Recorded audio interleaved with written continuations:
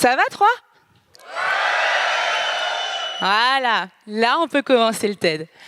Bonjour à toutes et à tous, je suis ravie d'être avec vous ce soir. Je m'appelle Claire Pétro, Claire l'Éclair sur les réseaux sociaux, et je suis la fondatrice des Pépites Vertes, un média digital pour motiver la nouvelle génération à bosser pour la transition écologique.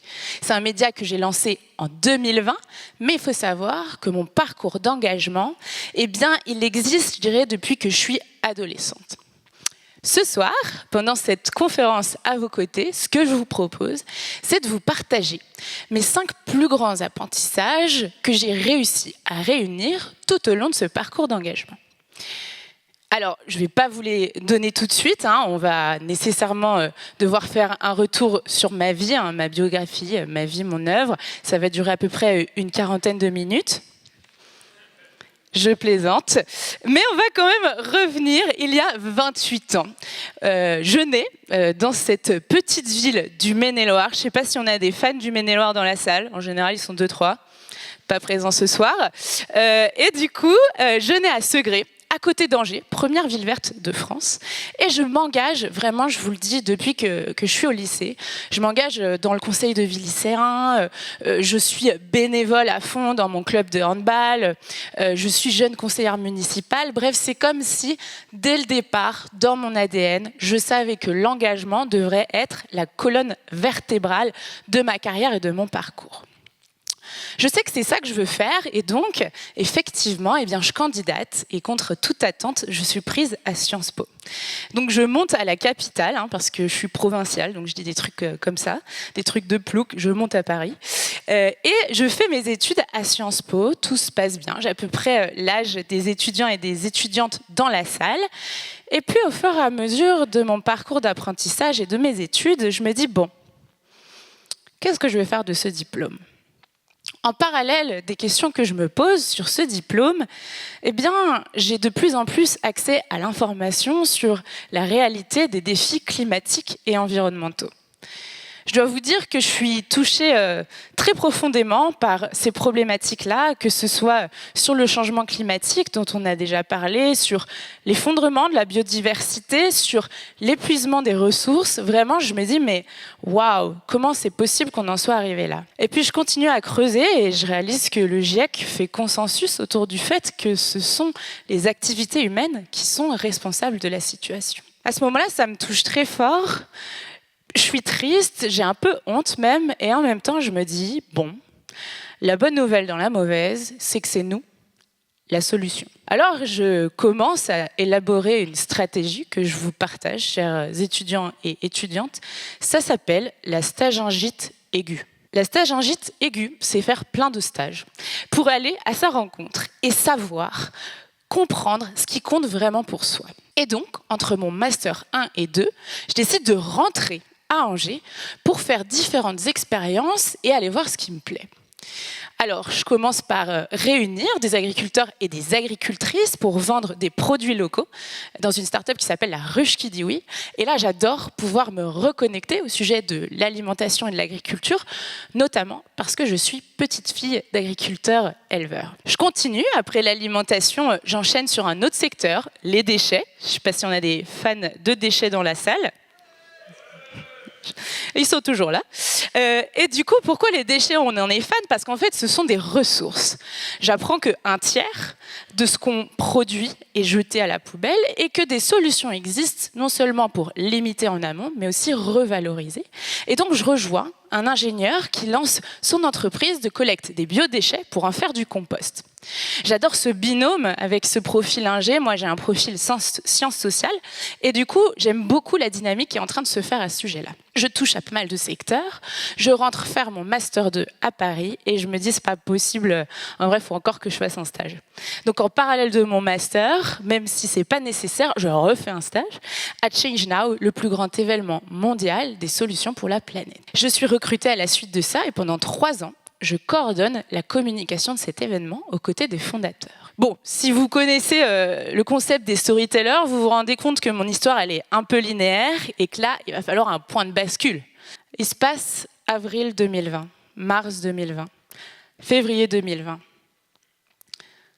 Nous sommes confinés et je sais que vous faites partie, étudiants et étudiantes de cette génération jeune qui, pour ces années d'entrée dans la vie étudiante pour certains ou lycéenne pour d'autres, ont été enfermés avec pour seul regard sur le monde la fenêtre qui vous permettait de voir le ciel, mais aussi les ordinateurs. Et donc, ma manière et ma solution de rester connecté à mon écosystème, eh bien, ce sont les réseaux sociaux. Il faut savoir que je ne suis pas la fille la plus discrète de l'Ouest, et donc j'avais énormément communiqué sur mes engagements sur mes plateformes sociales. Alors, au fur et à mesure des semaines de confinement, je commence à recevoir un premier message d'une étudiante qui m'écrit et qui me dit « Mais Claire, toi, t'as fait ce stage dans l'alimentation, t'as fait ce stage dans les déchets. Comment t'as fait en fait pour trouver ta place ?» Et puis, moi, si je veux avoir un maximum d'impact, comment je dois faire? Je reçois un message, 2 messages, 3 messages, 10 messages, et là je me dis « Waouh, c'est un sujet de fond en fait ». Ce sont des questions qu'on ne se posait pas il y a 10 ans, et là d'un coup, d'un seul, avec le temps qui nous est permis grâce au confinement et avec toute la réalité du monde extérieur, on se pose ces questions-là. Alors je commence par me prendre pour une conseillère d'orientation, que je ne suis pas du tout, et j'organise des visios, parce que j'ai du temps pendant le confinement, pour aller à la rencontre de ces jeunes, comprendre leurs attentes, leurs forces, et les aider à trouver leur place. Visio après visio, je sens qu'il se passe quelque chose, que je connecte avec des belles personnes, mais pour autant, je me dis que je pourrais contribuer plus largement. Alors, c'est la fin du confinement. Je remonte dans mon train à la capitale avec un carnet, un crayon et des idées à transformer. Je prends l'été et puis je fais le point sur 2 choses. La première, c'est quelles sont mes ressources.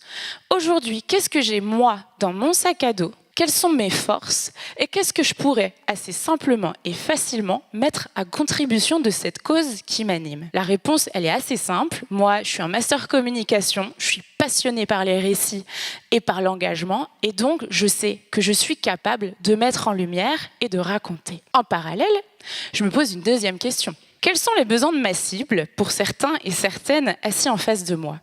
Eh bien, les besoins, c'est d'une part plus de visibilité. Et puis deuxièmement, c'est un peu d'espoir, si possible. Alors, au fur et à mesure de mon carnet et de ce que je rate dessus, j'invente les pépites vertes. Les pépites vertes, comme je vous le disais en intro, c'est un média digital qui a pour mission de motiver la nouvelle génération à bosser pour la transition écologique d'une certaine manière. Et cette manière, c'est en montrant la diversité des opportunités qui existent. Pourquoi ? Parce que moi, j'en avais marre qu'on me dise que pour avoir un impact positif, ou en tout cas limiter l'impact négatif sur la planète, il n'y avait que 2 options, à savoir ingénieur en énergie renouvelable ou travailler dans une grande ONG internationale. Qu'est-ce qu'il y a d'autre? Il y a les startups. Peut-être qu'on a ici dans la salle des innovateurs et des innovatrices qui pensent à des solutions qui permettront de décarboner, de limiter l'impact sur le vivant et sur la biodiversité. C'est pour ça que j'ai créé les Pépites Vertes et que depuis 2020, je vais à la rencontre de dizaines et de dizaines de jeunes salariés qui s'engagent dans leurs organisations pour accélérer la transition écologique. Bon, il paraît que je n'ai pas vraiment 40 minutes pour vous raconter toute mon histoire, donc je ne vais pas pouvoir vous présenter les 250. Mais je vais vous en présenter 4. La première, elle est diplômée d'une école qui, il paraît, est pas trop mal. Ça s'appelle l'UTT. Elle a fait un master en management du développement durable et elle a décidé, à la sortie de ce master, de se concentrer sur un secteur dont on a déjà un petit peu parlé, qui est le secteur de la santé.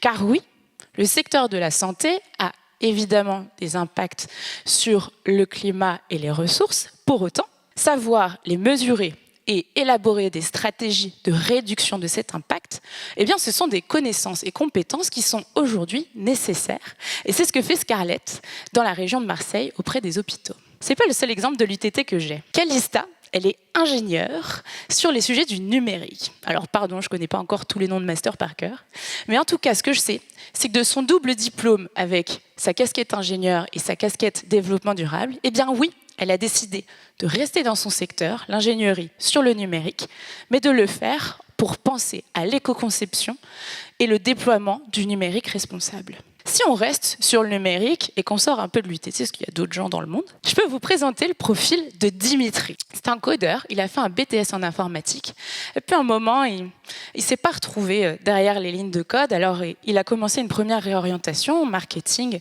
et en communication, et puis en fait, le confinement est arrivé. Et là, un peu improbable, on lui a proposé d'être chef de projet sur le sujet de la lessive responsable. Donc il s'est retrouvé dans une usine à coordonner l'éco-conception des produits de lessive, la consigne des lessives, la livraison à vélo. Et je l'ai rappelé la semaine dernière, aujourd'hui il est toujours là, 2-3 ans après il est toujours là, et surtout il est responsable d'une équipe et il manage des gens. Peut-être un dernier exemple pour vous montrer la diversité des profils que j'ai la chance de côtoyer, c'est l'exemple de Sarah. Sarah, elle a fait des études en agronomie, et elle était toute prête à être recrutée par une coopérative de Bretagne pour pouvoir travailler par la suite de ses études et être prise en CDI. Et ce petit truc, ça s'appelle l'agroécologie. Elle avait été non seulement formée, sensibilisée à ces sujets, mais en parallèle, elle avait créé une association. Alors, lorsque l'opportunité s'est présentée à elle que de reprendre la ferme de ses grands-parents pour devenir maraîchère bio avec son compagnon Kylian, eh bien, malgré le CDI, elle l'a saisi. Et aujourd'hui, elle est fermière, maraîchère, et elle permet à pas mal de ses clients de se nourrir de produits locaux dans la belle région du Maine-et-Loire, puisque Sarah, c'est ma sœur. Eh bien, ça y est, je crois qu'on arrive au partage des 5 apprentissages. Le premier apprentissage que j'aimerais vous partager, si vous aussi, vous souhaitez contribuer à dessiner à nos côtés le monde de demain, c'est d'aller vers là où vous êtes. Excellent. Parce que moi, par exemple, je n'ai pas du tout le niveau de connaissance des scientifiques ou des glaciologues qui sont dans cette salle. Par contre, ce que j'ai, c'est une capacité à raconter, à communiquer, à embarquer et à fédérer. C'est sur ça que j'ai capitalisé tout au long de ma carrière et c'est ça qui m'a permis d'avancer marche après marche et de me retrouver devant vous aujourd'hui. Alors, j'aimerais vous inviter une seconde à faire l'exercice et à fermer les yeux. Si je vous dis pensez à cette force et cette compétence que vous êtes le ou la seule à avoir, ou en tout cas, vous savez que vous l'avez très fort. Je sais que c'est dur, l'exercice des compétences, alors je vais vous aider. Que dirait votre grand-mère, votre fille, votre meilleur pote, si je les appelais là maintenant tout de suite, et que je leur demandais sur quoi il ou elle est le plus fort? Vous l'avez? Ok, vous le gardez. Le deuxième apprentissage, c'est de savoir se connecter à ce qui vibre le plus pour vous. Je sais, je suis devant des personnes ingénieuses et ingénieurs. Donc ici, la manière de faire les choix, c'est plutôt avec la tête et la raison. Pour autant, je dois vous dire que dans mon parcours d'entrepreneuse, la plupart de mes choix ont été faits finalement avec mon cœur. Et que savoir vous connecter à vos intuitions, à votre instinct, à vos émotions et aux informations qui sont partagées par votre corps, c'est un des plus grands apprentissages que moi, j'ai eu tout au long de mon parcours et que j'utilise encore aujourd'hui et que je vous conseille d'emporter avec vous dans votre sac à dos à la suite de cette conférence. Ces 2 premiers apprentissages que je vous ai partagés, ils font partie de la famille du « je ». Et je crois que c'est très important d'aller à la rencontre de soi, mais que ça ne fait pas sens si on n'emmène pas dans la valise le 3e apprentissage. C'est de savoir passer du je au nous.